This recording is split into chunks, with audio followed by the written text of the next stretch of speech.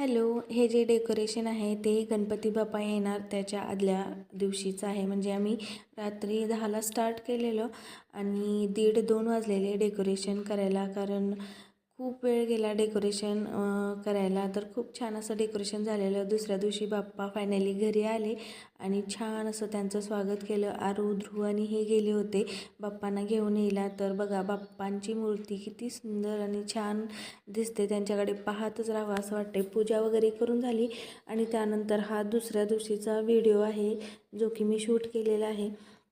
आणि त्या दिवशी खूप गडबड झाली त्यामुळे ते रात्रीचं वगैरे शूट करणं झालंच नाही.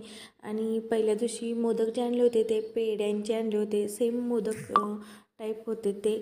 त्यानंतर दुसऱ्या दिवशी बघा मुलांना सगळ्यांना सुट्टीच होती त्यामुळे स्वयंपाक वगैरे बनवून झालेला आणि रात्रीच्या भाज्या वगैरे आहेत त्या स्वच्छ धुवून ठेवलेल्या, बाजारातून आणलेल्या. तर त्या सर्व फ्रीजला लावून दिल्या. वांग्याची भाजी बनवलेली, भरलं वांगं, आणि मुलांसाठी पण सपक बनवून ठेवलेलंच होतं.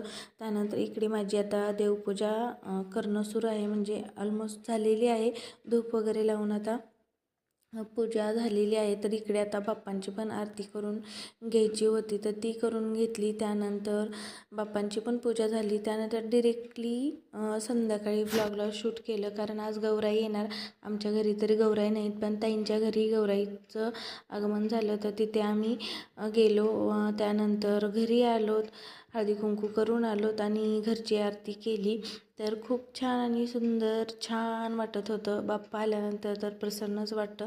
त्यानंतर बघा आज वरण भात बनवलेला, शेपाची भाजी आणि भाकरी याचा मान असतो. तर बाप्पांना नैवेद्य दाखवला.